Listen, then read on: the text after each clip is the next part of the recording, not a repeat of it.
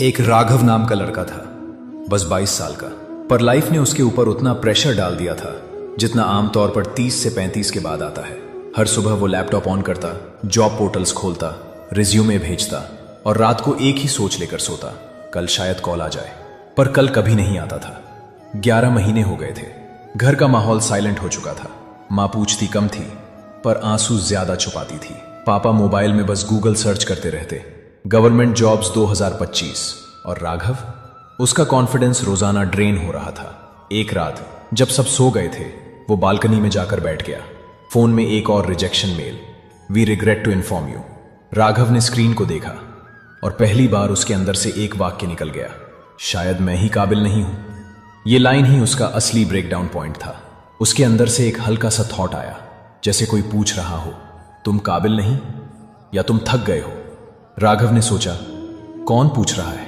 लेकिन आवाज कोई बाहर की नहीं थी, बस एक काम फीलिंग थी, जैसी कभी कभी दिल किसी बड़े सच को एक्सेप्ट करने से पहले देता है। उस थॉट ने 2 बातें क्लियर बता दी। प्रॉब्लम एबिलिटी की नहीं थी, प्रॉब्लम थकान थी, mental burnout, focus collapse, will power dead. अगली सुबह राघव ने लैपटॉप खोला पर माइंड ब्लैंक। एप्लीकेशंस भरते समय थॉट्स आते, ये कंपनी भी रिजेक्ट करेगी, रिज्यूमे सही नहीं है, सब आगे निकल रहे, मेरे पास कुछ नहीं। और इस मेंटल नॉइज की वजह से वो 1 घंटे में सिर्फ एक एप्लीकेशन भर पाता। बाकी समय doom scroll, reels, guilt, burnout.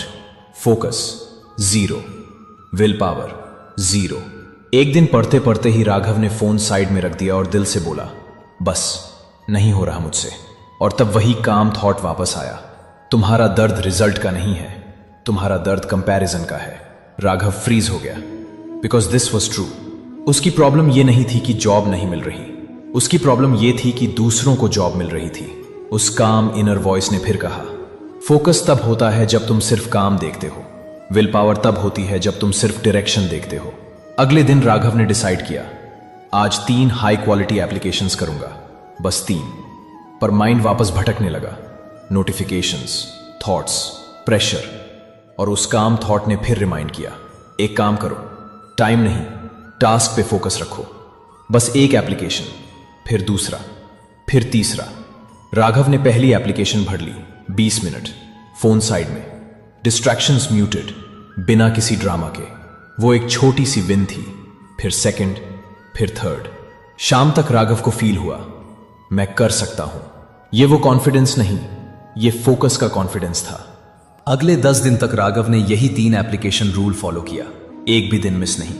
घर का प्रेशर उतना ही था, कॉल्स उतनी ही कम, रिजेक्शन सेम। पर राघव बदल गया था। वो हर रोज बस 3 विन्स कलेक्ट करता और विल पावर स्लोली बिल्ड हो रैंक हो रही थी। विल पावर होती ही तब है जब तुम छोटे टास्क को कंसिस्टेंट कर दो। फिर एक रात ब्रेकडाउन, कोई कॉल नहीं, घर का टेंशन और हैवी।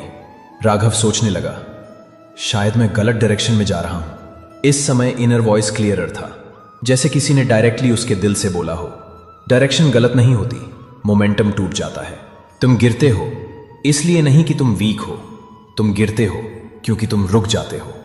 और सबसे हैवी लाइन, विल पावर का मतलब है, जब तक मैं खुद क्विट नहीं करता तब तक दुनिया मुझे हरा नहीं सकती।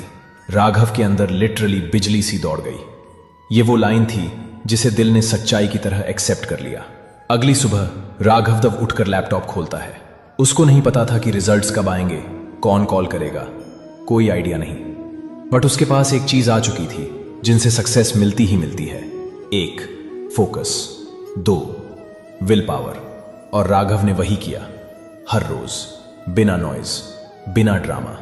मेरे बच्चे, जिस दिन तुम्हें अपने काम से प्यार हो गया, उस दिन तुम्हें दुनिया का शोर सुनाई देना बंद हो जाएगा। और जिस दिन तुमने हारने से इनकार कर दिया, उस दिन तुम्हारी जीत शुरू हो जाएगी।